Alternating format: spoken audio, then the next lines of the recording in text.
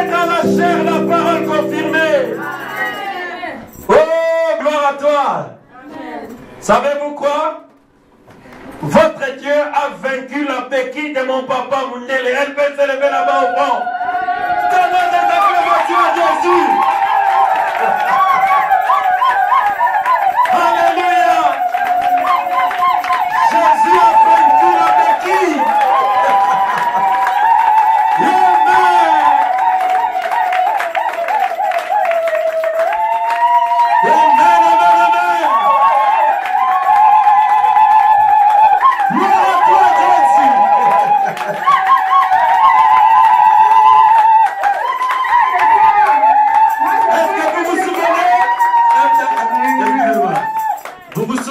Dimanche passé, il était venu avec une béquille.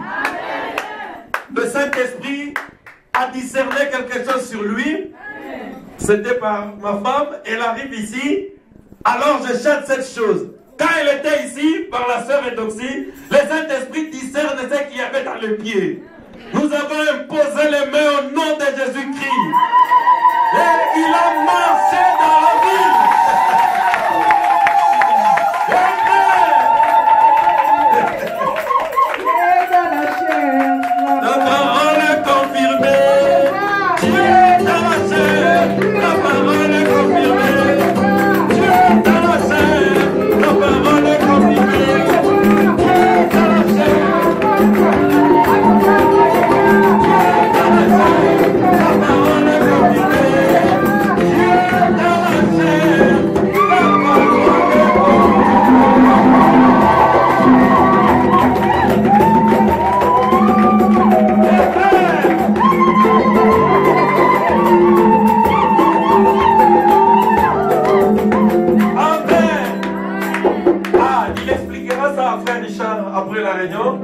Le frère Richard, il va lui expliquer ça. Alors il a appelé, il dit, j'ai marché. C'est le frère Peter qui lui dit, papa, j'ai marché. J'ai dit, oh papa, que Dieu soit béni. Amen. Amen.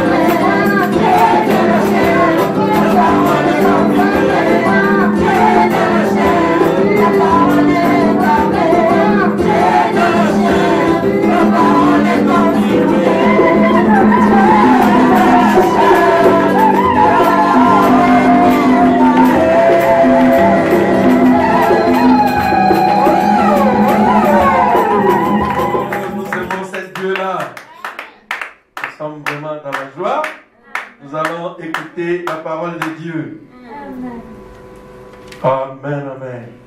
Ok, prenons la Bible. Prenons la Bible dans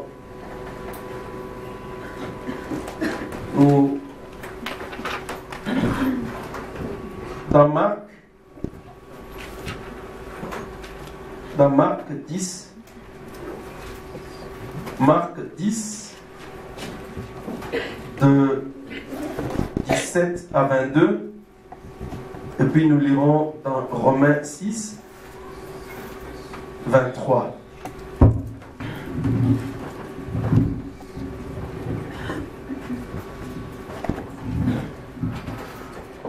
Comme Jésus se mettait en chemin, un homme accourut et se jeta à genoux devant lui. « Bon maître, lui demanda-t-il, que dois-je faire pour hériter la vie éternelle ?» Jésus lui dit, « Pourquoi m'appelles-tu bon? Il n'y a de bon que Dieu seul. Tu connais les commandements. Tu ne commettras point d'adultère. Tu ne tueras point. Tu ne déroberas point. Tu ne diras point de faux témoignages. Tu ne feras tort à personne. Honore ton père et ta mère. » Il lui répondit, « Maître, j'ai observé toutes ces choses dès ma jeunesse. » Jésus l'ayant regardé les mains et lui dit, « Il te manque une chose. Va, vends tout ce que tu as, donne-le aux pauvres et tu auras un trésor dans le ciel. Puis viens et suis-moi. » Mais affligé de cette parole, cet homme s'en alla tout triste car il avait de grands biens. Amen. Avant d'aller dans Romains 6, 23, vous allez voir que cet homme avait vraiment observé toute la parole de Jésus. Tous les commandements de Moïse. Mais quand on voulut toucher à ses biens, à son argent, et la Bible dit il devint triste. L'argent, c'est le nerf de la guerre. Le prophète dit dans la prédication, Dieu mal compris. Frère Branham dit, non, je vais donner la citation après. Prenons Romains 6, 23. Car le salaire du péché, c'est la mort, mais le don gratuit de Dieu, c'est la vie éternelle en Jésus-Christ, notre Seigneur. Amen. Prie le Seigneur, Père Christian. Éternel Dieu des armées, Père Dieu de gloire, Dieu Tout-Puissant, nous te bénissons, nous te rendons grâce, Seigneur Dieu Tout-Puissant, pour ce moment que tu nous accordes dans ce lieu. Seigneur, nous pouvons chercher tout ce que nous voulons, mais la meilleure chose que tu nous donnes en ce moment, c'est ta parole. Car toi-même, tu es parole, ô éternel Dieu des armées. Père, nous te prions en ce moment que tu puisses ouvrir notre entendement spirituel. Ouvre les cœurs de chacun de nous en ce lieu, ô éternel Dieu des armées. Nous ne voulons pas, Seigneur Dieu Tout-Puissant, rester, Seigneur, comme une terre aride, mais nous voulons être une terre fertile, Père Dieu de gloire.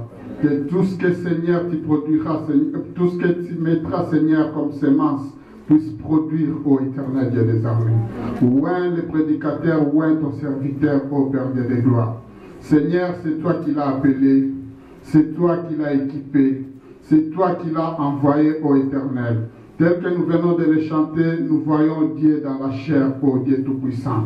Laisse que tout ce qui sortira de sa bouche, Père Dieu de gloire, Dieu d'amour, puisse se produire quelque chose, Père. Puisque tu l'as envoyé, Seigneur, ta parole ne sort pas en vain.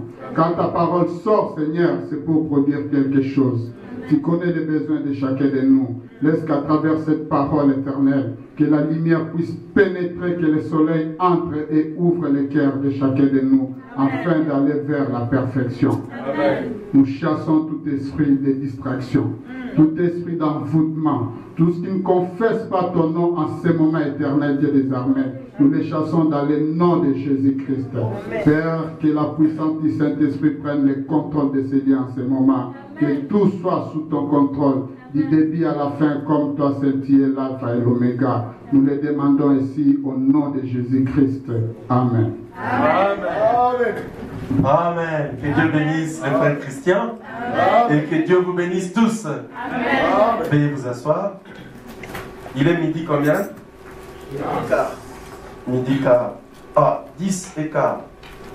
Ok. Je vous salue tous ce matin dans le nom précieux de notre Seigneur Jésus-Christ. Amen. Et nous remercions le Seigneur pour cette matinée qu'il nous accorde. Amen. Voilà. Depuis le vendredi, je pris un petit sujet que j'ai intitulé « Le salaire du péché, c'est la mort ». Et nous avons commencé, nous avons vu ce qu'était le péché. La Bible dit que l'agneau de Dieu, Jésus, c'est l'agneau de Dieu qui a ôté le péché du monde. Si vous lisez la Bible, vous verrez que le péché est au singulier. C'est-à-dire ce que vous appelez communément péché,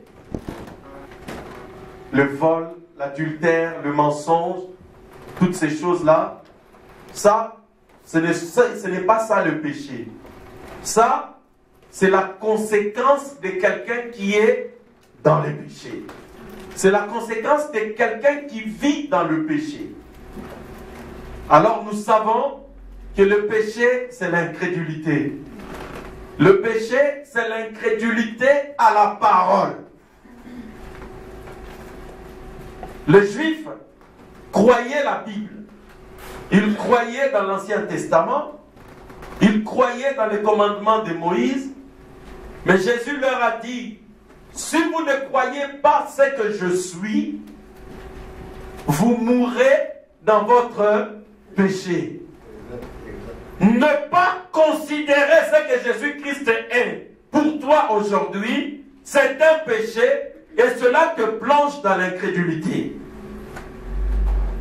Vous allez dire non, moi je connais Jésus, dans notre église nous croyons en Jésus, mais Jésus-Christ c'est la parole. Est-ce que l'église est avec moi? Amen. Jésus est la parole. Parce qu'au commencement était la parole était avec Dieu et la parole était Dieu. Elle s'est faite chair et elle a habité parmi nous. Maintenant, si le même Jésus que toi tu dis croire, parce que Jésus n'est plus dans son corps de chair aujourd'hui. Jésus étant la parole, elle s'est incarnée dans l'épouse. Jésus est dans ses serviteurs, dans ses servantes aujourd'hui. Amen. Si tu ne crois pas dans les serviteurs que Jésus envoie, alors tu ne crois pas en Jésus-Christ. Si tu ne crois pas dans la personne que Jésus-Christ a envoyée, tu ne crois pas en lui. Parce que la Bible dit, l'œuvre de Dieu, c'est de croire dans celui qui l'envoie. Amen. Si tu crois dans quelqu'un que Dieu t'envoie, alors c'est ça l'œuvre de Dieu. Selon Jean chapitre 6. Écoutez mes frères et sœurs. Les Juifs discutaient avec Jésus. Ils lui disaient, mais nous avons la loi, nous croyons Moïse. Mais toi, nous ne savons d'où tu viens. Jésus leur dit, vous dites connaître Moïse, croire dans Abraham. Et vous dites que vous ne savez pas d'où moi je viens. Mais Abraham, votre père, il a vu mon jour et il s'est réjoui. Amen. Toi tu n'as même pas 50 ans, tu veux dire que tu as vu Abraham. Jésus ajoute, pour les aider à quitter l'église, avant que Abraham ne fût, moi je suis. Vous qui ne savez pas que Jésus est Dieu, vous savez qu'il s'est appelé « Je suis ». Et nous savons que « Je suis », c'est comme ça que Dieu s'était présenté à Moïse quand il avait vu dans la buisson Adam. Dieu avait dit à Moïse, « Je m'appelle « Je suis ». Amen. Bien-aimé, l'œuvre de Dieu, ce n'est pas de croire en Jésus, mais par rapport à 2000 ans, par rapport à ce qu'il a fait, ou par rapport à ce qu'il était en Galilée. L'œuvre de Jésus, c'est de croire en Jésus-Christ aujourd'hui. Parce que la parole s'est faite chair. Amen. Souvenez-vous de Joseph. Avant de se révéler à ses frères, Joseph leur parlait à l'aide d'un interprète. Joseph parlait. Il dit, Joseph parlait maintenant à l'Égyptienne. Hein? Par exemple, oh, tell him they are still here. They stolen my cup. Dis-leur que c'est des voleurs, ils ont volé ma coupe. Quand l'interprète interprétait, Joseph entendait. Quand les frères de Joseph répondaient, Joseph entendait. Mais Joseph ne voulait pas parler leur langue. Joseph avait décidé de se servir d'un interprète. Aujourd'hui, les choses n'ont pas changé. Jésus entend ce que vous dites. Même ce que votre cœur est en train de dire maintenant. Jésus entend. Mais Jésus a choisi de te parler par un interprète. Amen. Et dans cet âge, nous avons reçu un prophète. Amen. Un prophète, c'est un interprète divin de la parole de Dieu. Amen. Je crois que vous avez saisi.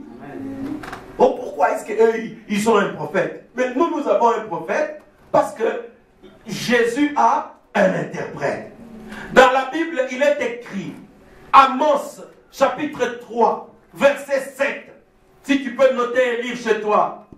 Dieu ne fait rien sur la terre sans avoir premièrement révélé ses secrets à ses serviteurs. Les prophètes.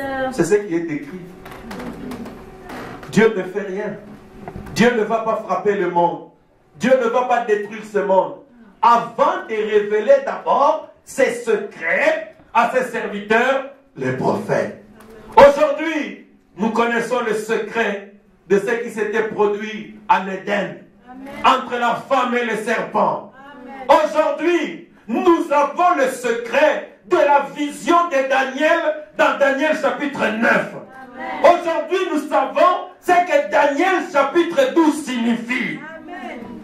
Amen, amen. Amen. Aujourd'hui, nous savons la vision d'Ézéchiel dans la roue. Une grande roue qui tourne et les petites roues à l'intérieur. Aujourd'hui, nous savons ce que c'est que la vallée des ossements desséchés. Aujourd'hui, nous savons ce que Dieu voulait nous dire dans Apocalypse chapitre 1.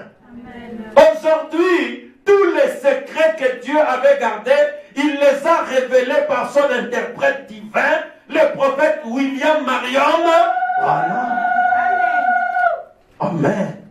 Maintenant, ne soyez plus complexés. Quand quelqu'un vous dit, oh non, vous êtes les branhamistes, dis-lui simplement que nous ne sommes pas des branhamistes, mais nous avons reçu un interprète divin. Amen. Qui nous révèle le secret qui ont été écrits, mais cachés, dont l'essence était restée cachée aux docteurs, aux pasteurs de ce monde, pour être révélés aux serviteurs qui sont humbles. Amen. Et c'est pourquoi, quand nous nous tenons devant vous, nous ne faisons que répéter ce que Dieu avait dit à son interprète. Amen. En d'autres termes, mon ministère s'inscrit dans le ministère de Malachie 4. Amen. Pour préparer l'épouse à l'enlèvement. Amen. Pour amener l'église à la perfection. Amen. Pour amener l'église au baptême du Saint-Esprit. Amen. Alléluia. Amen. C'est cela, mon frère, ma soeur. Maintenant, le péché, c'est l'incrédulité. Si tu ne crois pas en moi, alors que c'est Jésus-Christ qui m'a envoyé, si tu ne crois pas en moi, tu ne croiras pas en Jésus-Christ. Regarde-moi bien. Tu me connais très bien. Je sais que tu me connais. Peut-être depuis des années ou depuis 1 an, 2 ans ou 3 ans. Peu importe. Mais si tu ne crois pas ce que moi je te dis, si tu ne crois pas la parole que je te répète, même si Jésus vient ici, tu ne croiras pas. Tu vas dire, non, en tout cas, moi, Jésus, je vais croire en lui. Souviens-toi, que ce sont les hommes comme toi qui l'ont crucifié. Vous pensez que c'était des singes? Non. Ou c'était des lézards? C'était des êtres humains comme vous. Avec toute la parole, des miracles, tout ce qu'il a fait, ils n'ont pas cru en lui. Et aujourd'hui, la preuve que toi tu n'aurais pas crucifié Jésus, c'est de croire dans ce que moi je te dis ce matin. Parce que je ne te parlerai pas de mon propre chef. Je vais te parler de la part de celui qui m'a envoyé. La preuve, c'est que je te répéterai ce qui se trouve dans sa parole. Amen, amen. C'est cela, mon frère, ma soeur. Écoute maintenant ce que Jésus te dit. Le péché, dans la prédication, la stature d'un homme parfait, au paragraphe 62, frère Branham dit le péché, c'est manquer le but. Dieu t'a créé pourquoi, mon frère? Dieu t'a créé, ma soeur, pourquoi? Tu penses que Dieu t'a créé ici pour venir en Europe, devenir la femme la plus riche de l'Europe ou l'homme le plus riche de l'Europe? Tu penses ça? Mais tu souffriras toute ta vie. Tu vas amasser, tu amasses, Dieu vient. Ouh, il n'y a plus rien. Tu souffres, Dieu vient. Ouh. Tu vas dire Dieu. Hein? Tu te poses la question, tu dis, mais c'est Dieu qui souffle. La Bible dit dans le livre d'Agée, c'est pourquoi dit l'Éternel, tu travailleras. Le salaire de celui qui se trouve à gâche tombe dans un sac percé. Tu mets dans le sac est troué. Tu amasses. Dieu vient. Pourquoi? Parce que tu oublies la chose pour laquelle Dieu t'a placé sur la terre. Le prophète dit le péché c'est manquer le but. Le but pour lequel tu es ici sur la terre se croit.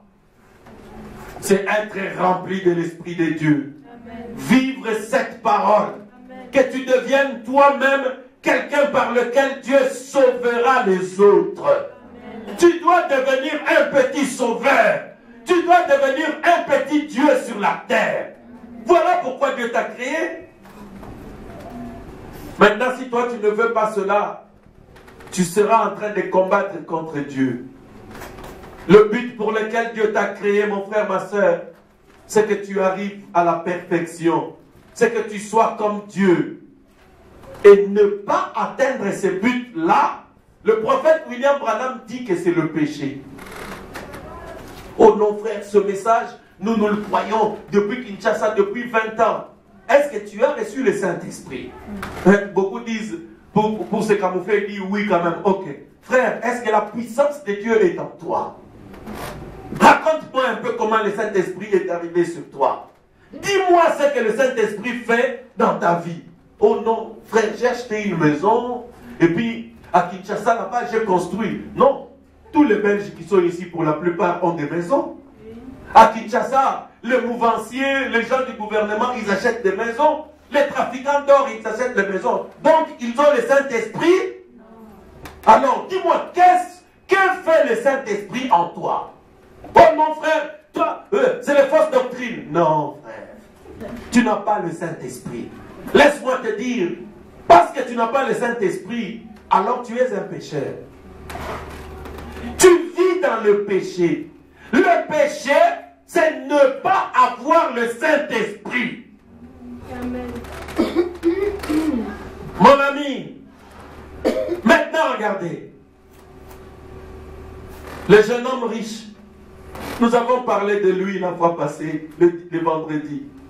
Il était venu voir Jésus. Le jeune homme riche, le prophète William Branham dit, il était peut-être à l'université avec ses amis.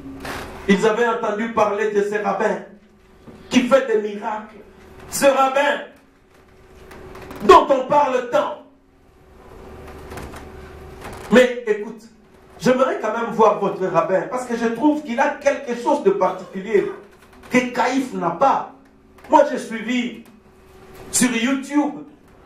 J'ai vu que contrairement à Caïphe, bon, Caïphe, je le trouve un peu méticuleux parce que quand il arrive, la réunion commence et il y a l'ordre de l'église.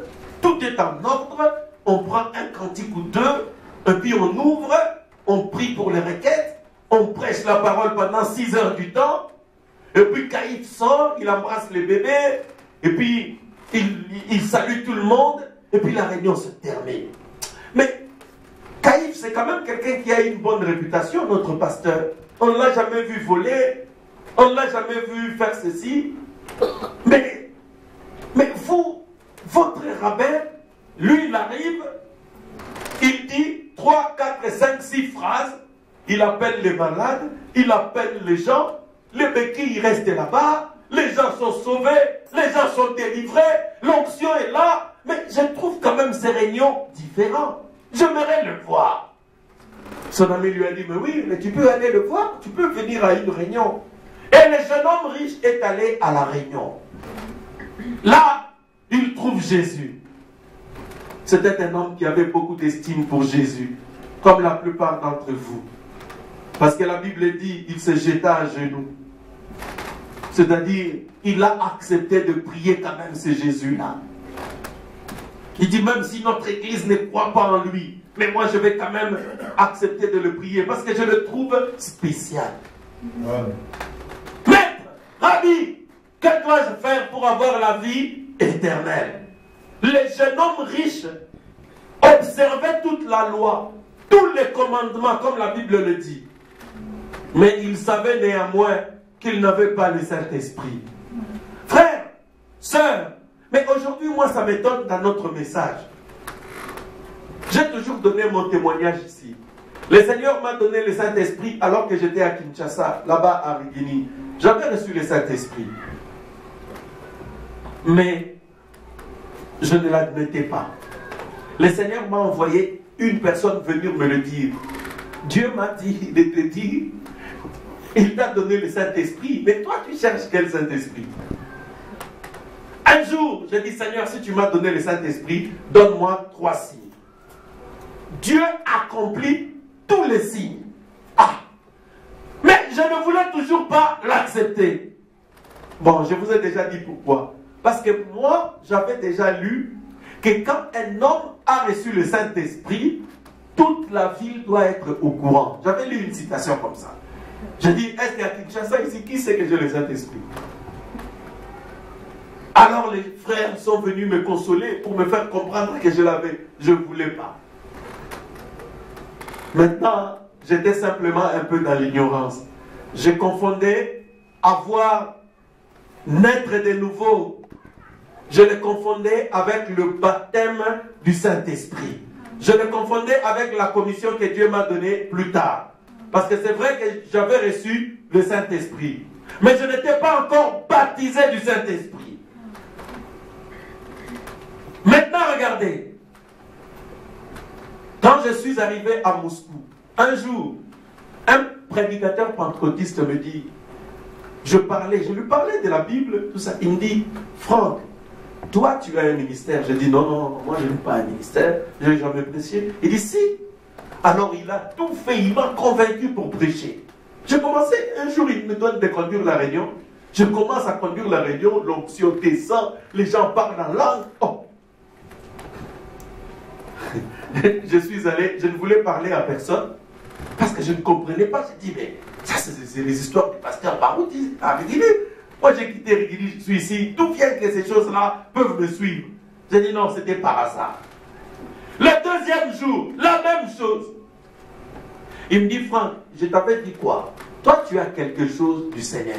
Aujourd'hui, dimanche, c'est toi qui prêches. Ah! J'ai dit, mais je n'ai jamais prêché. J'ai pris une brochure, la fête des trompettes. Alors j'ai reçu une inspiration, le jubilé. J'ai commencé à écrire, j'arrive. Je parle. Environ 35 minutes ou 40 minutes. Quand j'ai fini, j'avais peur qu'on me dise les commentaires de comment ça s'est passé. Je fuis, je suis retourné à la maison. Alors un frère qui habitait avec moi n'était pas à la réunion. Il arrive le soir. On était à table en train de manger. Il entre, hein, c'était en Russie, à Moscou là. Il entre, on m'appelait Yaya Franck parfois, et tout ça, c'est comme ça qu'il m'appelait. Frère Franck ou Yaya Franck. Alors il rentre, il dit, Yaya Franck. Je dis, qu'est-ce qu'il y a Vincent? Il dit, mais on s'en a prédicateur? Je dis, mais quoi? Il dit, mais mais non, c'est pas possible. On m'a dit que tu as prêché là-bas, l'onction est descendue, tu as dit des choses vraiment merveilleuses. J'ai dit, ah bon, j'ai dit, ah Seigneur, donc c'était bien. Hein? Je ne savais pas si c'était bien ou pas. Maintenant, j'avais peur que les gens me disent quoi que ce soit, j'avais fui. Alors, j'ai commencé petit à petit à croire que j'avais un petit ministère que Dieu m'a donné. Je ne voulais pas l'admettre. Jusqu'à ce que Dieu commençait à me montrer les choses. J'ai dit à ce pasteur, bon, lui comme c'est un pasteur, moi, je suis un petit prédicateur qui vient de naître, il ne pouvait pas me croire. Il a fait un jeûne de 3 jours et il est allé prendre l'avion. Dans l'avion là-bas, on l'a arrêté, il a été remis à Moscou. Alors tout triste, il est revenu me voir. Il dit, Franck, Dieu t'a dit quelque chose d'autre. J'ai dit non, Dieu ne m'a rien dit. Mais il m'avait dit que toi tu partirais par bateau. Ah, et puis il prend, tu partiras par bateau sans ta femme. Il a fait des démarches, ça n'a pas marché pour sa femme. Et puis, une semaine après, le Axel et les autres sont retournés à la maison. Il dit, il y a un frère. Pasteur Pedro a quel bateau. J'ai dit, ah, que Dieu soit béni. Alors, j'ai dit, mais il y a quand même des petits dons qui sont en moi. Je commençais à admettre petit à petit. Mes frères et sœurs, j'arrive ici, c'était la même chose. Mais aujourd'hui, les gens, alors que tu n'as peut-être rien, tu veux passer pour quelque chose que tu n'es pas. Moi, je préfère ne pas croire que j'ai le Saint-Esprit, même si je l'ai, que de penser que j'ai le Saint-Esprit alors que je ne l'ai pas. Moi, je préfère la deuxième possibilité. En tout cas, je préfère, peut-être, voilà, je me dis que je ne l'ai pas, mais Dieu me l'a déjà donné. De toute façon, ça ne change rien. Église, écoutez-moi bien, parce que je vous parle de l'incrédulité. Les jeunes hommes riches arrivaient devant Jésus. Il lui dit, Maître, que dois-je faire pour avoir la vie éternelle, pour avoir le Saint-Esprit? Jésus lui a dit, mais la loi est claire, fais ce que la loi demande. Il dit, mais non, tout ce que la loi dit, je l'ai fait dès ma jeunesse. Et la Bible dit, Jésus le regarda et l'aima. Parce qu'il disait la vérité. Mais alors, Jésus lui dit, il te manque une chose. Pas deux, même pas trois, mais une chose. Manquait à cet homme pour avoir la vie éternelle. Jésus, c'est le message de l'heure. Le message que je prêche, il sait là où on doit taper. Amen. Ce message, il sait là où on doit taper pour que tu arrives à la perfection. Amen. Pour que tu arrives à la vie éternelle. La chose là à laquelle tu es en train de penser maintenant. Pasteur, tu en as déjà parlé le vendredi. Pasteur, cette chose-là, c'est cette chose qui t'empêche d'avoir la vie éternelle. C'est cette chose qui t'empêche d'arriver à la perfection. Ça remonte. Seigneur, remonte encore cette chose dans le cœur de la fille de Dieu. Dans le cœur du Fils de Dieu. Oui, c'est ça. Ne doute pas, c'est cette chose-là. C'est bien ça. Pour rien au monde, tu ne peux pas lâcher cette chose. Jeune homme riche, tu viens à l'église tous les jours. Oui, Jésus dit c'est la vérité. Tu obéis à la Bible, à la parole. On ne te trouve pas dans les bars. On ne te trouve pas dans les cafés, dans la prostitution. On ne te trouve pas dans le mensonge, dans ces choses-là. Oui, c'est la vérité. Mais Jésus lui a dit, vends tout ce que tu possèdes.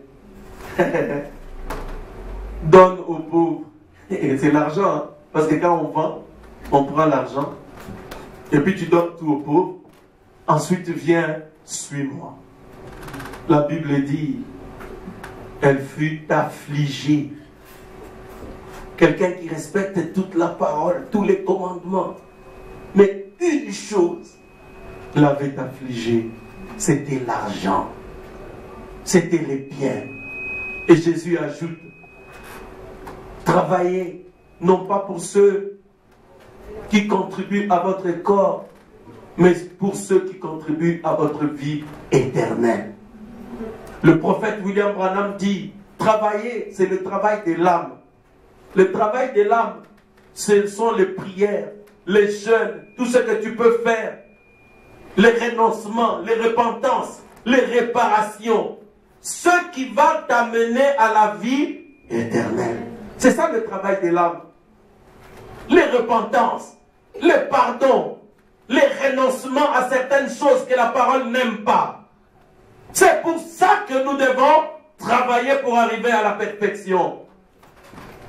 Alors, nous avons terminé en observant que le jeune homme riche était arrivé aux portes de la vie éternelle. Mais quand on lui a dit de faire la chose, cette chose-là, ma soeur, cette chose-là pour laquelle tu dis toujours, oh que Dieu me parle. Cette chose-là, mon frère, pour laquelle tu dis, oh non, moi je ne suis pas convaincu. Tu n'es pas convaincu par la parole. Parce qu'on te dit que la Bible dit ceci. Toi tu dis que tu n'es pas convaincu. Qu'est-ce que ça signifie? Que tu n'es pas convaincu par la parole? Oh non, je crois quand même beaucoup de choses, non? Non, cet homme-là croyait d'abord tous les commandements. Mais à cause d'une chose, cet homme ne pouvait pas accéder à la vie éternelle. Église, je sais que la plupart d'entre nous ici, nous sommes de vieux frères et de vieilles sœurs. Nous connaissons les choses de Dieu depuis des années. Nous allons dans les églises depuis des années. Mais laisse-moi te dire ce soir, ce matin, ça n'a rien à voir avec la vie éternelle. Ça n'a rien à voir avec la perfection. Aujourd'hui, Jésus veut t'amener dans les lieux célestes en Christ. Amen. Jésus veut te conduire à la perfection. Amen. Tu n'iras pas à la perfection sans renoncer à toi-même, sans sacrifier quelque chose dans ta vie. Cette chose que tu n'aimes pas lâcher. Cette chose que tu ne mets pas en ordre. Regarde, combien de temps tu as fait attendre Dieu pour mettre ta vie en ordre? Tu attends quoi? Tu n'es peut-être pas au courant. Les signes que Jésus a donnés pour la fin du monde, pour l'enlèvement, la plupart des signes sont accomplis. Prenez Matthieu 24. Il a parlé de famine, de guerre, les conditions sodomiques dans lesquelles le monde arrivera. D'ailleurs, nous avons dépassé Sodome et Gomorrhe. À Sodome et Gomorrhe, c'était les hommes qui allaient ensemble, les femmes qui allaient ensemble. Laisse-moi te dire aujourd'hui, si tu ne le sais pas, j'ai appris qu'un homme s'était marié à un chien aux États-Unis. Depuis que le monde est monde, quelque chose comme ça ne s'est jamais fait. Donc nous sommes même au-delà de ce que Sodome et Gomorrhe avaient vécu. L'apostasie. Les gens ont abandonné la saine doctrine. Les prédicateurs ont abandonné l'évangile pour l'argent. Aujourd'hui, l'évangile signifie devenir riche. Être béni, c'est cela l'évangile. Avoir beaucoup de biens, avoir beaucoup d'argent. Ils ont abandonné la foi en Dieu avec la pratique d'œuvres qui glorifie Jésus-Christ, qui glorifie la parole. Ma soeur, il est plus tard que tu ne le penses. L'évangile a été prêché. Jésus a dit, cette parole, cette bonne parole du royaume des cieux arrivera aux extrémités de la terre. Ensuite, ça sera la fin. Vous suivez les reportages.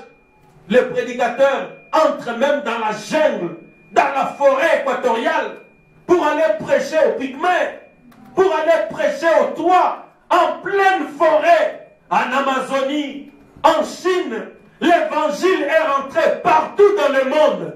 La Bible dit ensuite viendra la fin. Amen. Bien-aimé, toi qui crois qu'il y a encore du temps, tu te trompes. Nous avons vu le vendredi que cet homme, pour finir, était un incrédule. Oh, pourquoi est-ce qu'il est un incrédule, pasteur? Parce que la Bible dit, dans Jacques, chapitre 2, verset 10 à 11, celui qui se rend coupable d'un seul commandement est coupable de toute la loi. Si tu n'observes pas quelque chose de la parole de Dieu, surtout la chose que Dieu t'a déjà révélée, la chose que Dieu t'a déjà montrée, tu vas dire, oh non, Dieu ne m'a jamais montré. Je te le dis maintenant clairement.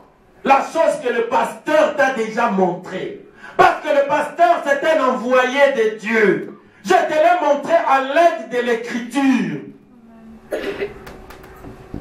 Cette chose-là, c'est elle qui te bloque.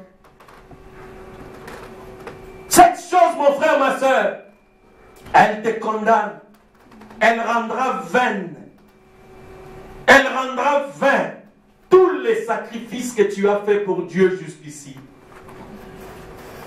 Parce que chacun de nous a quelque chose qui doit être la clé, qui doit être l'accès, les codes pour lui donner d'accéder à la perfection. Amen. Mon frère, mon Dieu est plus grand que ta religion. Si ton cœur te condamne pour quelque chose, mais qu'est-ce que tu attends? Dans Matthieu chapitre 22, de versets 1 à 6, la Bible dit, Jésus, le roi avait lancé une invitation aux personnes pour être à la fête, pour venir à la fête. Mais là, il est écrit que chacun avait ses excuses. Matthieu chapitre 22, un roi avait organisé un grand festin. Il dit, allez dire aux conviés que la table est prête. Venez à la fête. Il y en a un qui a dit, non, moi je dois aller dans mon champ, je suis occupé. L'autre dit, je vais aller faire mon trafic. Ensuite, je m'occuperai des affaires de Dieu après. Le roi s'était fâché. Il était devenu furieux parce que les gens avaient des excuses. Ils ne voulurent pas répondre à l'invitation. Mon frère, ma soeur, nous avons dit que cela était des excuses. Vous avez toujours des excuses pour ne pas obéir à la parole. Mon frère, mets ta vie en ordre par rapport à la parole. Oh non, j'attends encore, je vais régler une affaire et puis je le ferai. Peut-être que l'affaire que tu as réglée coûte plus cher que ce que Dieu te demande de mettre en ordre. Alors pourquoi tu fais attendre Dieu? Ma soeur, pourquoi tu fais attendre Dieu? Tu crois que Jésus viendra le jour où toi seulement tu seras prêt? Laisse-moi te dire, quand tu vas à la gare, tu peux trouver les trains sur le quai. Si tu viens avant, tout le monde se dit, ah, gloire à Dieu, ce train m'attendait. Non, le train n'attend personne. Le train attend l'heure du départ. Amen. Le train, quand il est au quai, il n'attend personne. Il attend l'heure du départ. Jésus viendra à l'heure qu'il avait fixée. C'est toi qui dois être en train de trembler pour te préparer. C'est moi qui dois être en tremblement pour être prêt, pour faire ta valise. Tous ici. Parce que la plupart d'entre nous, nous ne sommes pas nés ici. Je peux voir le jour où tu te préparais à venir en Europe. Et je me rappelle, il y a des pantalons que j'aimais bien. Je me rappelle d'ailleurs, frère Mabiala m'a dit, je vais demander comment va le frère X. Il dit, ah frère, le frère, oh, peut ça qui costume, voilà, il y a un smoking, voilà, frère, c'était des beaux habits que j'aimais là. Mais quand on m'a dit que je venais au ciel, Lola, humain, smoking, pas zoa, pantalon zoa, petit glorieux, ça, dadi, toi, frère, ça ne me disait plus rien ces choses-là. Alors qu'une semaine avant, oh, tu ne pouvais pas les avoir. Si tu me demandes un pantalon, comme un frère me demandait, je prends un autre là. Ah ouais, bah Sénégalais que tu prends. Vous voyez comment le mystère du départ transforme même les goûts et les désirs à l'égard des choses du monde. C'est parce qu'on m'a dit que je venais en Europe. Comme je venais en Europe, j'ai dit, oh, sois, prends. Je suis resté avec très peu. Pourquoi? Parce que je croyais que mon voyage. Pourquoi? Parce que j'ai pris cette affaire du voyage au sérieux. Mais toi qui vas au ciel, il y a plus que Lola de Belgique. Le véritable Lola, c'est le ciel. C'est là où nous nous rendons. Mais tu traînes les pieds quand on te dit d'abandonner ceci, d'abandonner cela, de faire ceci, de faire cela. Tu ne peux pas le faire. Est-ce que tu as réellement la révélation que tu vas au ciel? Moi j'en doute. Moi je doute. Parce que moi j'ai voyagé. Je sais comment le voyage transforme. Ça change même. Tu regardes les frères parce que dans 4 saisons. Donc vous, ah Franck, tu vois même les gens t'admirent là. Ah Franck, comment ça la vie sauter? Oh, mais je suis encore là. Non problème les athées. J'en ai oublié beaucoup. Mes frères, quand on arrive dans la parole, on en oublie beaucoup. Hein? C'est la vérité. J'en ai oublié beaucoup en tout cas. Sauf les courageux qui ont un peu de crédit. Maintenant, mes frères et sœurs, regardez. Pourquoi tout ça? Ça, c'est un mystère. La révélation, la stimulation qui te pousse à te préparer. Parce que tu prends au sérieux la destination que Dieu te propose. Amen. Amen. Il y a des gens qui font plus. Il y en a même qui vendent leur maison. Il vend la maison, ça ne lui dit plus rien. Parce que, il vend sa maison, sa propriété. Parce qu'il vient en Europe. Jésus a dit, le royaume des cieux est semblable à celui qui a trouvé une perle de valeur.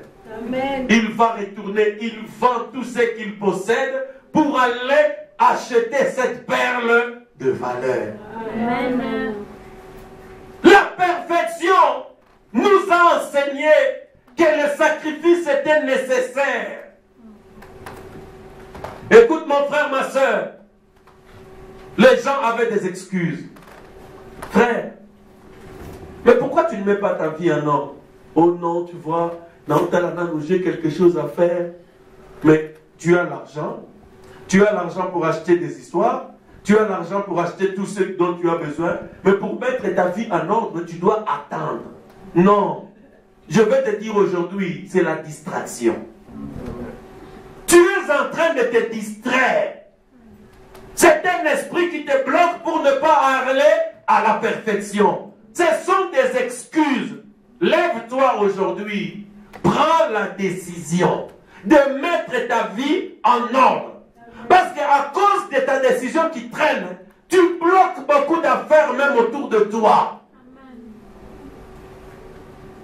L'église, vous ne savez pas quelle église vous êtes. Je sais que vous avez connu beaucoup d'églises, mais vous êtes une église chargée à apporter des solutions aux personnes qui sont dans la détresse, dans les maladies, dans les pleurs, dans les problèmes. Vous êtes cette église-là. C'est pourquoi Dieu vous appelle à la perfection. Nous avons tous été dans beaucoup d'églises avant qu'on ne vienne véritablement dans cette révélation. Même dans certaines églises, vous allez voir, c'est rare que quelqu'un soit guéri ou que quelqu'un soit délivré. C'est rare, je dis bien, c'est rare. Mais qu'est-ce que votre Dieu ne fait pas ici avec vous pour vous témoigner qu'il est ici? Mais il réclame que chacun se prépare pour de vrai. Abandonnez les excuses. Abandonnez le trafic. Abandonnez le chant. C'est ça que la Bible dit dans Matthieu 22. Certains étaient dans leur trafic. C'était dans leur chant. Vous avez toujours des choses qui vous empêchent d'accomplir la parole de Dieu. Et vous vous consolez. Aujourd'hui, je t'empêche de te consoler. Tu te consoles pourquoi? Tu te consoles par les 10 commandements que tu as observés dès ta jeunesse.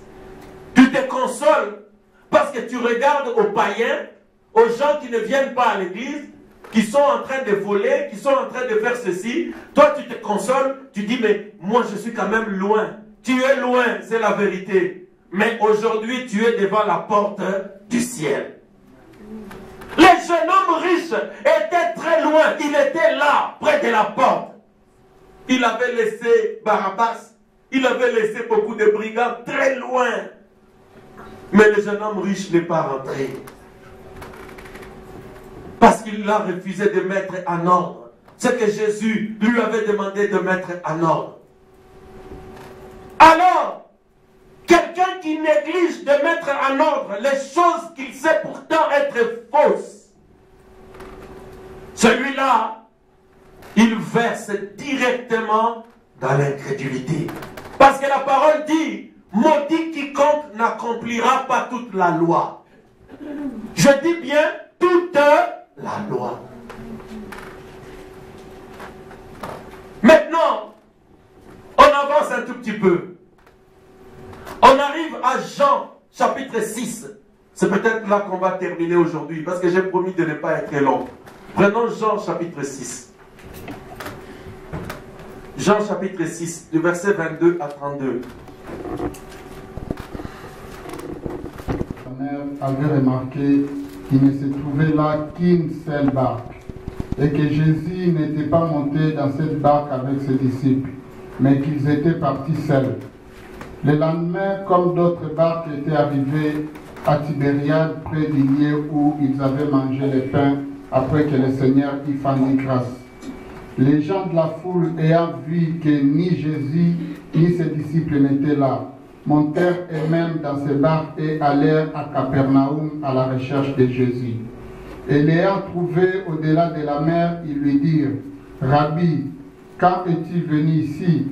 Jésus leur répondit, en vérité, je vous l'ai dit, vous me cherchez non parce que vous avez vu des miracles, mais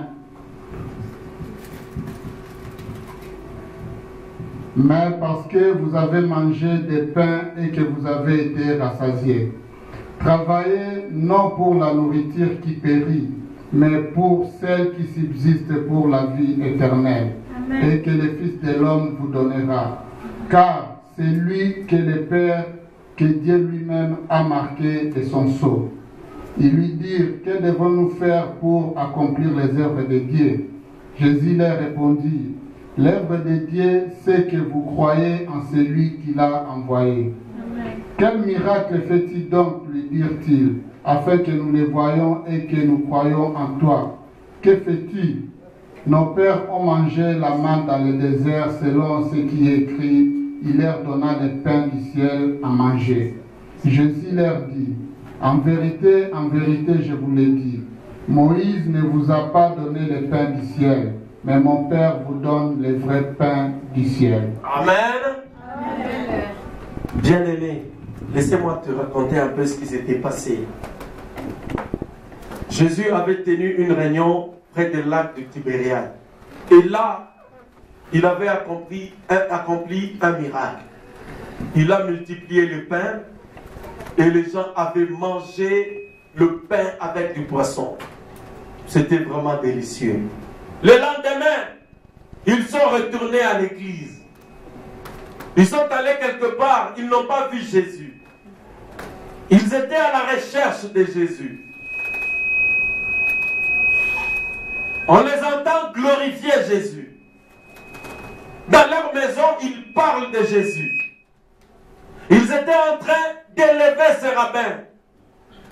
Alors ils se sont mis à le chercher. Comme vous, vous le cherchez. Ils se sont mis à vouloir être au lieu où se trouvait Jésus. Comme vous, vous vous trouvez ce matin là où se trouve Jésus. Quand ils arrivent devant Jésus, Jésus, c'est le meilleur prédicateur que la terre ait jamais porté. C'est un prédicateur qui n'était pas là pour vous dire des choses agréables à vos oreilles. Amen. Il n'était pas là pour te flatter, Jésus. Jésus était là pour te dire la vérité. Amen. Jésus était là pour te dire, écoute mon frère, ma soeur, tu vis dans le péché. Console-toi comme tu veux, mais tu es en train de vivre dans le péché.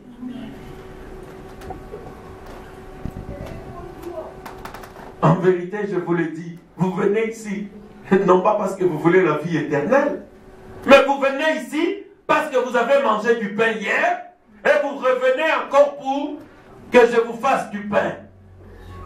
Vous me prenez, moi, le Fils de l'homme, pour un boulanger. Il y a des gens qui prennent Jésus pour un boulanger ou pour un banquier. Surtout les frères et les sœurs de cette génération. Ils prennent Jésus pour un banquier. Jésus, donne-moi l'argent. Jésus, donne-moi l'argent. Jésus, l'argent. Jésus, l'argent. Jésus, donne-moi une maison. Les corps. Jésus leur dit, travaillez, non pas plutôt pour des choses qui satisfont le corps, mais pour des choses qui satisfont l'âme et votre esprit. C'est ça que je vous ai dit. Mais ces gens étaient venus voir Jésus. Ces gens étaient à l'église. Ces gens écoutaient la parole. Mais ces gens étaient intéressés par des choses matérielles. Ces gens étaient intéressés par des choses peut-être qui n'avaient rien à voir avec l'essentiel.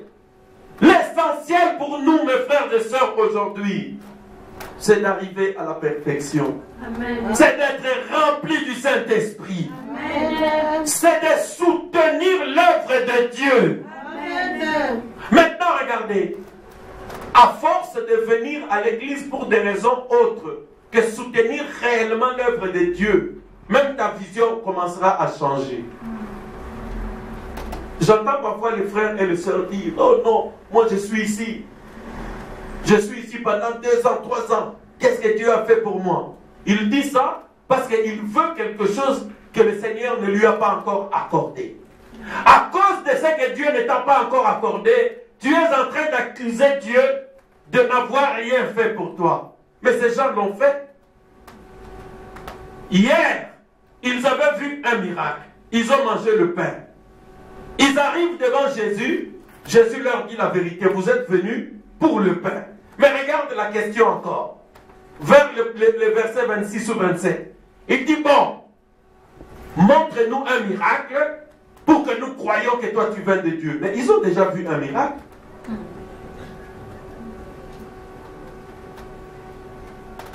Vous avez déjà vu un miracle? C'est rare qu'une personne qui est assise ici n'ait jamais vu un miracle dans cette église. En tout cas, c'est rare. Si vous n'avez pas encore vu un miracle, suis-moi. Vous avez le droit de voir un miracle. Je prierai pour que Dieu vous montre un miracle. Pour que vous sachiez réellement qu'il est ici et qu'il s'occupe de toi. Amen. Maintenant, il demande à Jésus de leur montrer un miracle. Oh Seigneur, va comparer ce bandit. Toi, tu es plus grand que notre Dieu. Le Dieu de Moïse, Moïse qui nous a donné du pain. Jésus dit, Moïse ne vous a pas donné le pain, du ciel. C'est moi. C'est mon Père qui donne le vrai pain du ciel. Le vrai pain du ciel, c'est ce que le Fils de l'homme a à vous donner. Église, si vous lisez Jean 6, plus bas, Jésus leur dit clairement, le pain que vous devez manger, c'est moi. Ces gens qui étaient venus pour le pain naturel, ces gens qui étaient venus pour les choses de cette vie, ces gens n'ont pas supporté. Je veux que vous remarquiez quelque chose. Si vous lisez Jean 6 jusqu'en bas, les personnes qui avaient vu un miracle, les personnes qui commençaient à chercher Jésus, ils ne l'ont pas vu sur la barque. Ils ont regardé, ils se sont mis à le chercher partout jusqu'à ce qu'il l'ait trouvé au-delà de la mer. Ces gens-là, la Bible dit, ils ont commencé à discuter avec lui. Nous ne te croyons pas. Nous croyons à Moïse.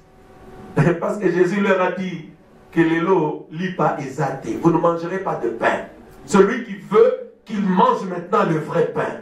Le vrai pain maintenant, c'est la vie éternelle. Amen. Arrête d'abord les histoires. Oh, que Dieu me donne ceci, Dieu me donne ceci. Non! Mets ta vie en nombre pour que tu reçoives véritablement la vie éternelle. Amen. Amen. Matin est changé. Oh, pasteur, prie parce que je veux faire quelque chose, je veux que ça réussisse et que l'argent augmente. Oh, pasteur, fais ceci. Non.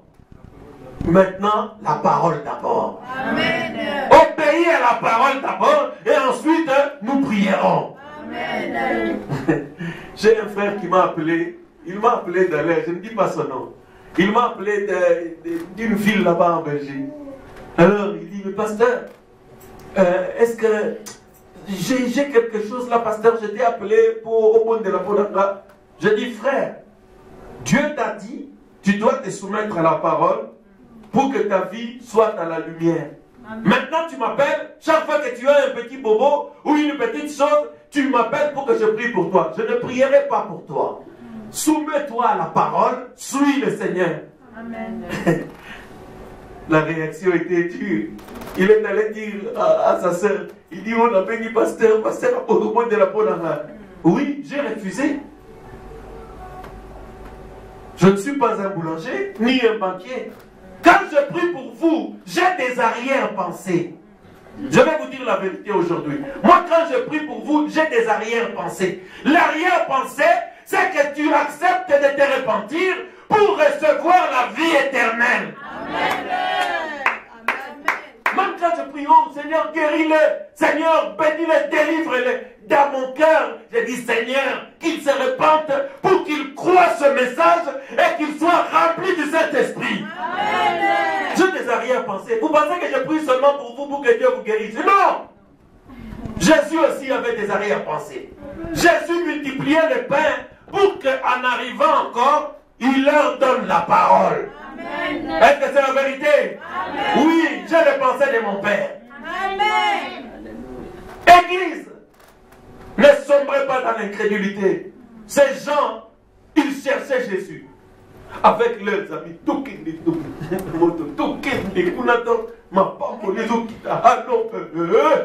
Ils arrivent là-bas. Vous êtes venus pour le pain.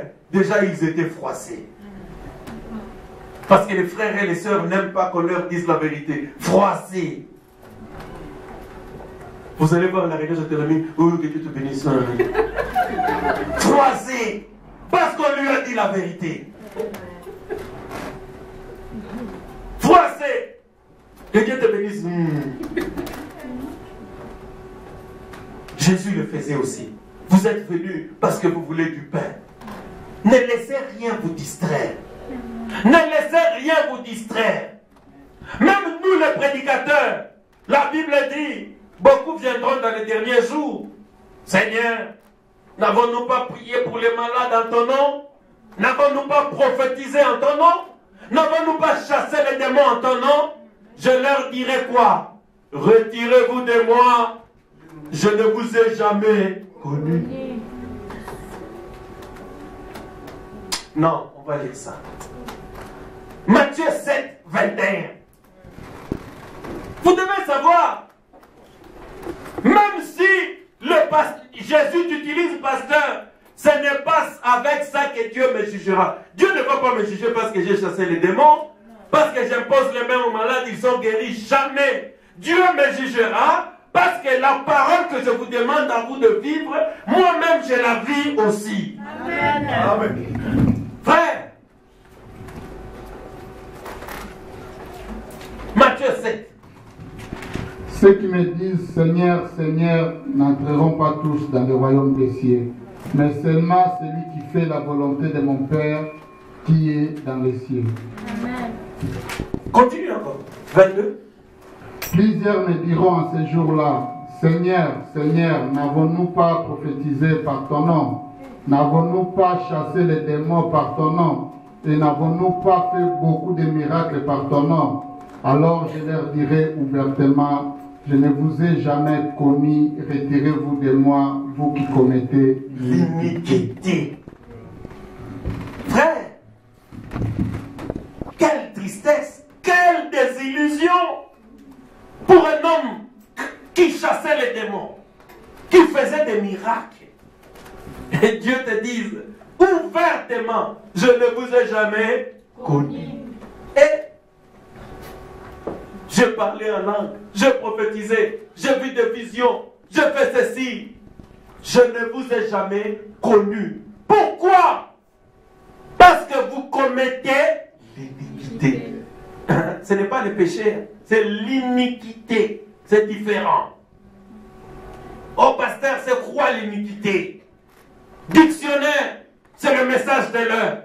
Le prophète dit, l'iniquité, c'est faire quelque chose de mal alors que tu sais bien que la parole de Dieu l'interdit. Hier, j'étais dans un salon de coiffure.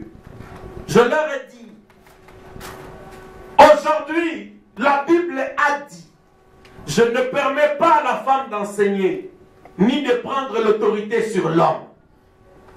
Beaucoup de pasteurs l'ignorent, beaucoup de femmes l'ignorent, tout le monde l'ignore. Ok. Est-ce que c'est écrit? Oui. Je leur ai dit, quand une chose est écrite, faites-la. Parce que si vous allez de l'avant en l'ignorant, Dieu va quand même vous utiliser un peu. Mais seulement, ce jour-là, Jésus te dira, je ne vous ai jamais connu. Je leur ai dit, la Bible dit que pour être diacre ou pasteur ou avoir un ministère, exercer un ministère dans l'église, vous devez être mari d'une femme. C'est ce que la Bible dit. Mari d'une seule femme. Oh non, mais lui il a 3 femmes. Mais Dieu l'utilise vraiment. Frère, je m'en fous. Que Dieu l'utilise ou pas, ce n'est pas mon problème. Il dit, bon, pasteur, pour ceux qui ont pas si mis balai, ou mis ça tout maintenant, aux autres, les lanzambes que Dieu t'utilise, toi, tu vas faire comment? Je vais dire, si je vois ça, c'est qu'il est écrit là, je laisse. Il dit, mais tu laisses même si Dieu t'utilise? J'ai dit oui. J'ai dit, je ne vais pas courir pour que Dieu me dise à la fin que je n'étais jamais connu. Oh, au lieu de ça, mais moi aussi je peux acheter une Jeep, aller vendre là-bas, attendre. Je transpire là, oh, 30 000. Bon, mais ça me oh, avion encore. Ah, quand je rentre dans l'avion, aïe, aïe, aïe, aïe, le brave Joachim, le Bénédicte, je suis là à 8000 km. Je fais semblant de dormir, je ne trouve pas le sommeil. On arrive à sa vingtaine. Quoi? Ah, Tokiti, je prends encore. Je vais en Allemagne, j'achète encore 2 Jeeps. Je monte encore dans l'avion, parce que moi quand je monte dans l'avion, je commence à penser à mes enfants, à ma femme. C'est grave, hein? Je multiplie quand même l'argent, mais avec de la peur un peu. Bon, ça va partir. Je vais tout faire pour que cette peur de l'avion parte. Maintenant, je laisse encore l'église. Aujourd'hui encore, je vais ajouter encore les frères seigneurs l'église. Au lieu de faire ça pour avoir beaucoup d'argent, moi je reste ici, je chasse les démons, tout ça. Et puis, je ne vois ni le ciel, je perds aussi mon terre à compte, je les tue en train de chasser les démons. Mais je ne peux pas perdre 2 fois. Je préfère être en ordre avec Dieu. Je fais mes histoires. Mon frère, ma soeur, la parole de Dieu te demande de mettre ta vie en ordre. Vous savez pourquoi parfois les gens ne se bousculent pas pour mettre leur vie en ordre? Ils disent, oh non, de toute façon, Dieu m'utilise.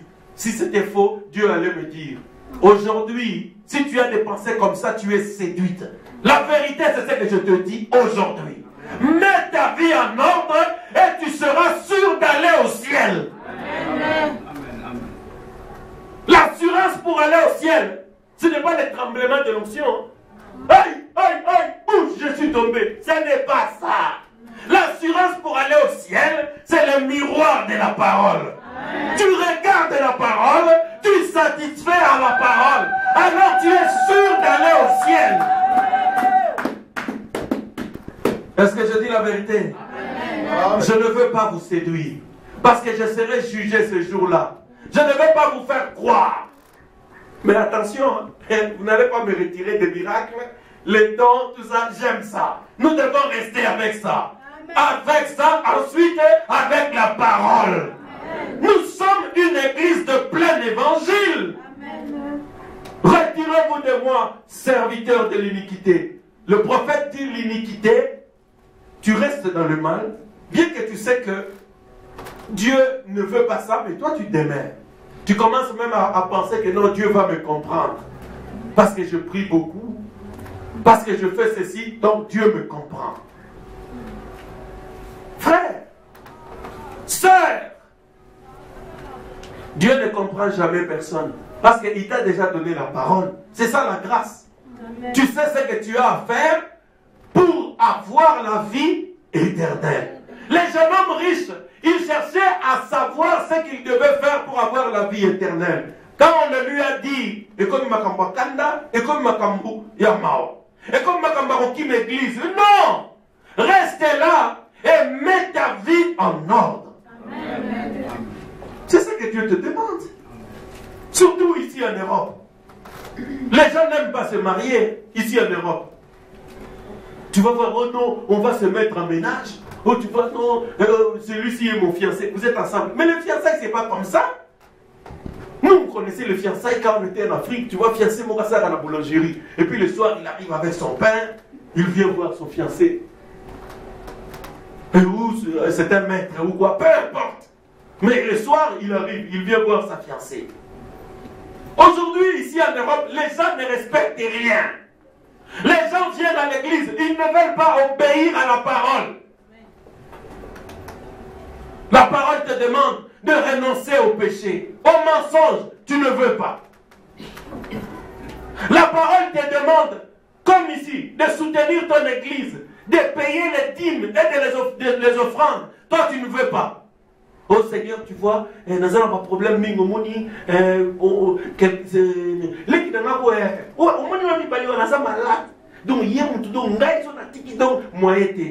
ça c'est une excuse.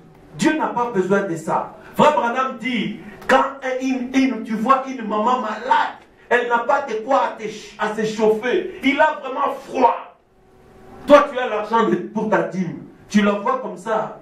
Frère Branham dit, tu ne lui donnes pas. Tu vas mettre ta dîme.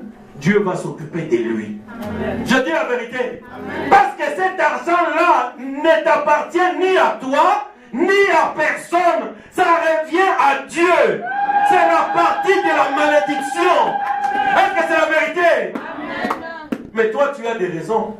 Oh non, Moni, il faut la foutre en dakou. Oh. Toi, tu crois que Dieu ne peut pas te donner l'argent pour payer la maison? Mais pourquoi tu ne veux pas obéir à la parole? Oh non, j'ai mon champ, je vais faire mon trafic, j'ai des raisons. Oh Moni, il faut la salle à nous boyer. Oh Moni, oh Moni, oh Moni. Après, ton église commence à manquer.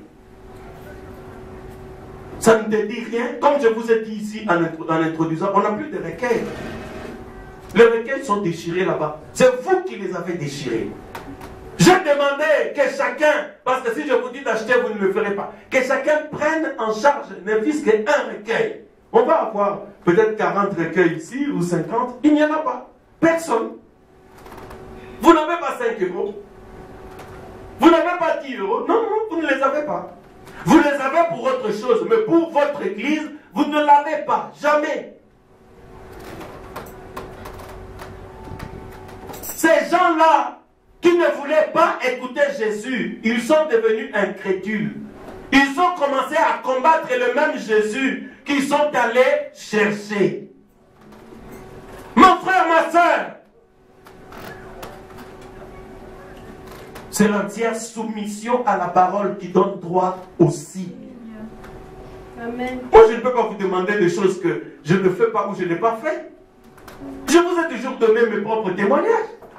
Moi, je n'ai pas souffert pour obéir à la parole parce que je savais qu'il y a une bénédiction derrière. Oh, laisse-moi te dire, j'ai vu la main du Seigneur, surtout avec les histoires d'argent. Moi, j'ai vu la main du Seigneur.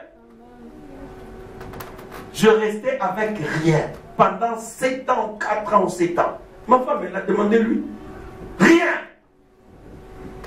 J'étais là à soutenir mon église, à soutenir l'œuvre du Seigneur. Je pensais que Dieu allait me laisser jamais. Je veux qu'il n'y ait pas de gens malheureux parmi vous ici. Parce que moi, le Seigneur me bénira de toute manière. Que vous ne faites pas le mariage. Alors, quelqu'un qui ne veut pas le mariage, alors, où est mon problème? Tu ne veux pas le mariage, donc toi, tu ne veux pas te marier. Mais venez me voir alors maintenant. Parce que nous ne vivons pas dans toute la parole en faisant cela.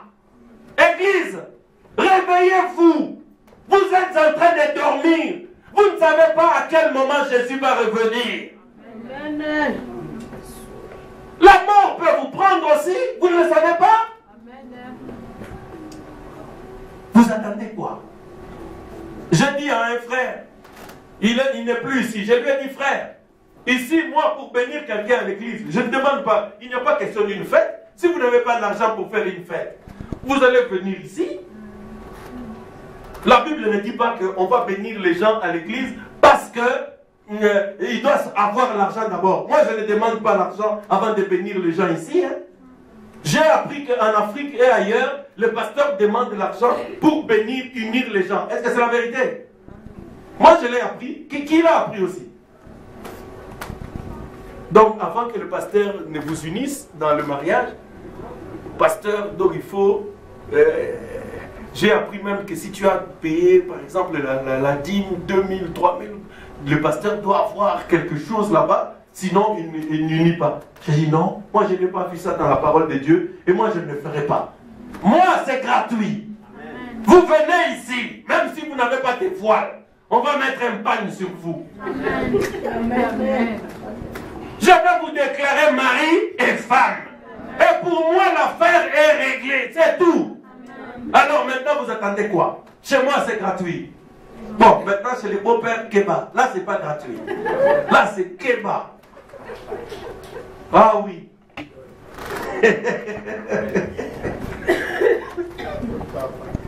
Comme ça, tu vas là-bas pour l'argent. Chez moi, ça sera gratuit.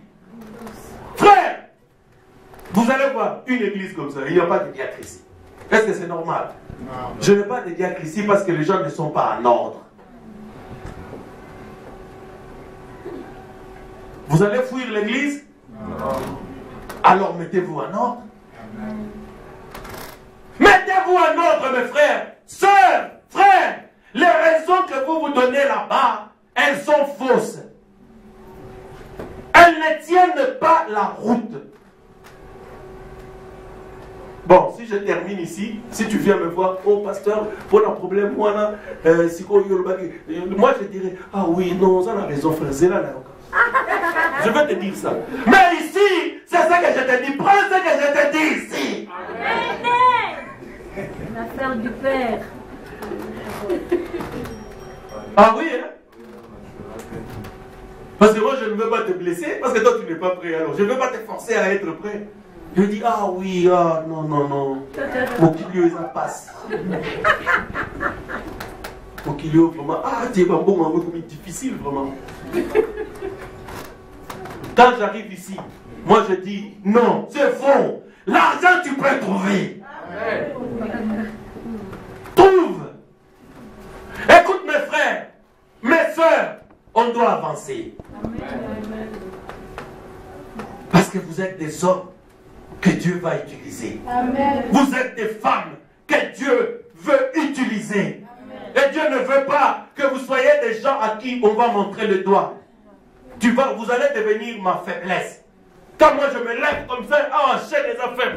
Ah, enchaîne les affaires. Ah, je veux que les hommes se lèvent à côté de moi. Amen. Quand les crânes sont là, ici, c'est Jéhojada, fils d'Ilkija. Ici, on voit Dodo, Elkanah, des guerriers à côté de David. Ainsi, nous tuerons les Philistins. Amen. Obéissant à la parole. Aimez-vous la parole? Alors brisez les chaînes de l'iniquité. Rompez ces chaînes-là. Vous êtes un vaillant.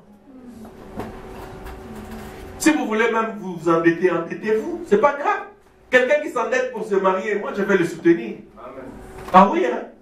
On ne va pas s'endetter pour acheter un pantalon, pour acheter ça, c'est rien.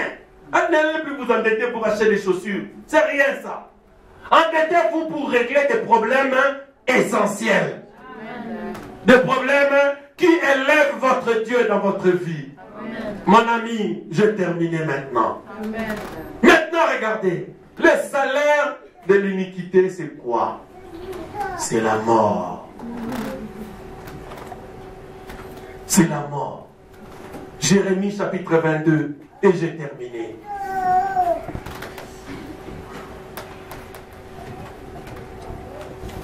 Nous devons aller à la perfection. Ça existe, ça. Votre pasteur, comme il est là. Si les gens veulent m'accuser, ils vont dire, pasteur Nabinouana, non, Assimbi Biloko. C'est ça qu'ils vont dire. Ah, Assimbi Biloko, pasteur Nabinouana. Ou bien pasteur Nabinouana. Ils vont regarder, qu'est-ce qu'ils vont dire de lui?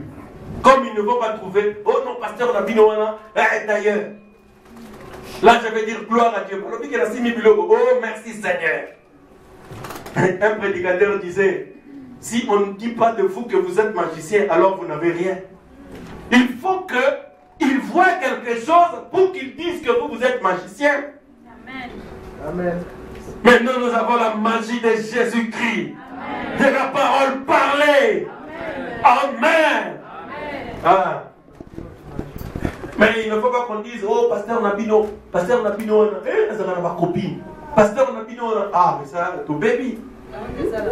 Ça c'est fini, ça c'est la mort. Hein? Amen.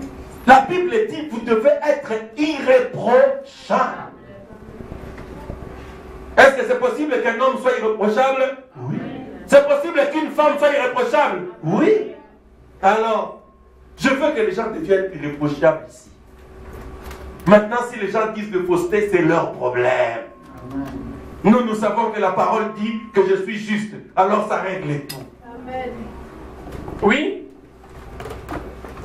Jérémie 22, oui, de 1 à 6. Ainsi parle l'Éternel. Descends dans la maison du roi de Juda et là prononce cette parole. Tu diras, écoute la parole de l'Éternel, roi de Juda, qui est assis sur le trône de David. Toi, tes serviteurs et ton peuple qui entrez par ses portes. Ainsi parle l'Éternel, pratiquez la justice et l'équité, délivrez l'opprimé des mains de l'oppresseur, ne maltraitez pas l'étranger, l'orphelin et la veuve, n'usez pas de violence et ne répandez point de sang innocent dans ces lieux. Car si vous agissez selon cette parole, les rois assis sur le trône de David entreront par les portes de cette maison, montés sur des chars et sur des chevaux, et leurs serviteurs et leur peuple. Mais si vous n'écoutez pas ces paroles, je les jure par moi-même, dit l'Éternel, cette maison deviendra une ruine. Église, les gens ne connaissent pas Dieu. À Jérusalem, parce que j'ai terminé, c'était le peuple de Dieu. Ils observaient la loi. Ils aimaient la parole de Dieu. Ils servaient le même Dieu que vous aujourd'hui. Seulement, ils se sont mis à faire des choses que Dieu n'aime pas. Dieu Je vous ai donné cette maison, ce temple. Si vous restez avec ma parole, je vous multiplierai, je vous bénirai. Mais si vous vous détournez de la parole, le Seigneur dit, il détruira, même il fera détruire le temple de Jérusalem. Le temple sur qui son nom est invoqué. Dieu avait laissé le roi Nabuchodonosor. Il avait laissé Nabuchodonosor détruire le temple saint. Dans la prédication, le signe et le temps de l'union, le prophète William Branham montre ceci. Quand les hommes ou les femmes s'opposent à la parole,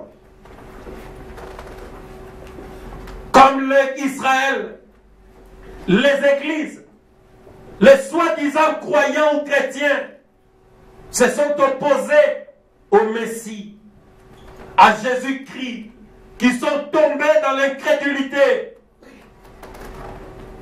Ils se sont ligués contre Jésus. Ils l'ont crucifié, ils l'ont mis à mort. Mais Jésus est ressuscité le 3e jour. Mais savez-vous ce qui est arrivé à Jérusalem? À l'an 70 de notre ère, le général Titus, un général romain, il est venu détruire Jérusalem. Dieu a laissé un général païen descendre pour détruire Jérusalem. L'Église, mon frère, ma soeur, vers l'an 600, quand Israël, Juda, s'était opposé à la parole, Dieu leur a dit, je laisserai le roi du Nord, je laisserai Nabuchodonosor venir détruire Jérusalem, détruire même le temple de Salomon. Dieu l'avait laissé détruire.